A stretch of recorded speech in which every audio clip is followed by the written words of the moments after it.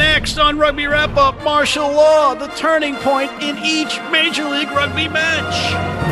Hey, everybody, and welcome back to Rugby Wrap-Up. Matt McCarthy and Colby Marshall with this week's martial law, the turning point in every Major League Rugby match. Colby, walk us through it, baby. I appreciate you, Matt. I want to take you through Houston versus New England first. This was a match that Houston really got off to a slow start offensively, and it's something that they really didn't bounce back from. In the first half, New England went down a man, and it was big that they kept Houston off the scoreboard in that sequence, because when it became 15-15 all again, I think it gave New England that confidence that they can really keep Houston out for the remainder of the game, and that's something that they did. They held them scoreless for the rest of the match. Yeah, and Colby, it didn't help that Houston didn't capitalize on New England having two guys in the bin with yellow cards. What's next? Yeah, next is Old Glory versus Rugby ATL. This was a game that when it was 16-6, Old Glory really looked like it was out of it. But I think the big play of the match was made by head coach Andrew Douglas when he brought on Mike Dubalis to play fly half and sliding Danny Tusitala to the scrum half position. From that substitution point, Old Glory went on a 24-0 scoring run. So I think they were a little more dynamic from the scrum half position. Danny Tusitala, he got a try from there that put them in the lead.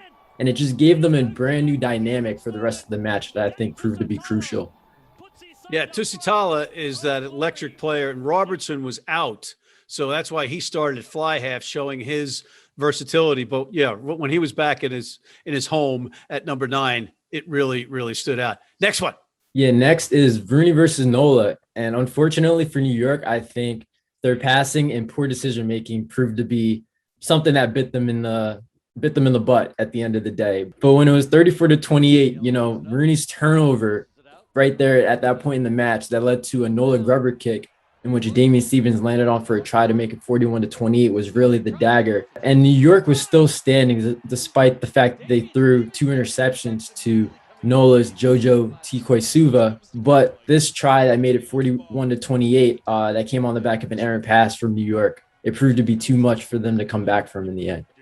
Yeah, something like 15 unforced errors by New York. If they eliminate those, it could be a 10-point New York win. That's how crazy this game is. But tip your cap to New Orleans. Next up is Utah versus Toronto. Toronto had the ball, and they turned it over after a throw-in, which led to Utah gaining possession and scoring a try with Lance Williams, that powerful flanker, who touched down for 5 points. It proved crucial because Toronto wasn't able to get back in the game, I think, after that play. Utah went up 20-3, and they did get a little bit closer, but they really weren't in the game like they were when it was 6-3.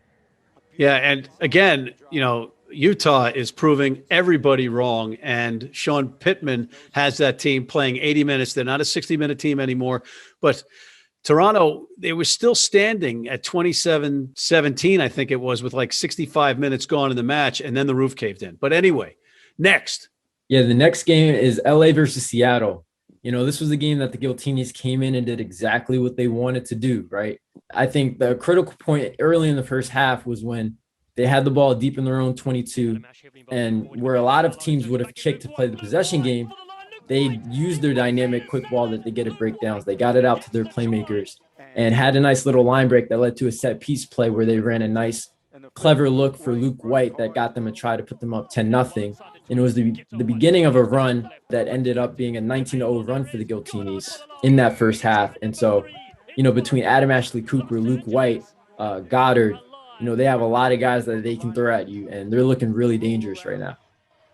Yeah, they are lethal, and lost in all of their star power is the guy that you brought up, Luke White, who was a tremendous player, a great pickup from the Colorado Raptors, and he is somebody to watch and not to be lost in that star-studded lineup. All right, Colby, last one. Yeah, the last one is Austin versus San Diego, in a game where Austin was very close to chalking up their marquee first win of the season. They were up 11-7 with under 10 minutes to go in the second half. Really only had to possess the ball and maybe score some points when there wasn't a lot of time left, but they weren't able to do either. And Mac Mason attempted a crossfield kick for Austin, which wasn't a bad play, but it took a really bad bounce for Austin, a nice favorable bounce for Legion that led to them getting a line break and scoring the game-winning try by way of Carlo Denison that came on the back of a nice counterattack from the Legion. Yeah, tough loss for Austin at home. And it didn't help that their stud, Bryce Campbell, was injured. And we're hearing that he is okay. And we are certainly hoping that he is okay. He is a good guy, Eagle, and a really top-notch player. But what grit by San Diego. And on that note, my friend, we are out of time. So, ladies and gentlemen, thank you for tuning into this week's Marshall Law with Colby Marshall. On behalf of Mr. Marshall, I'm Matt McCarthy for Rugby Wrap-Up. And please check out our other segments, including our Major League Rugby show, our Global Rugby Recap, What Are the Odds?, our Major League Rugby Sports Bet show with the Philly Godfather, John Bradshaw Layfield, the WWE legend, and Gifty Bailu, Marshall Law, the Zack Attack. And please sign up for our American Red Cross Rugby Wrap-Up Blood Donor Team.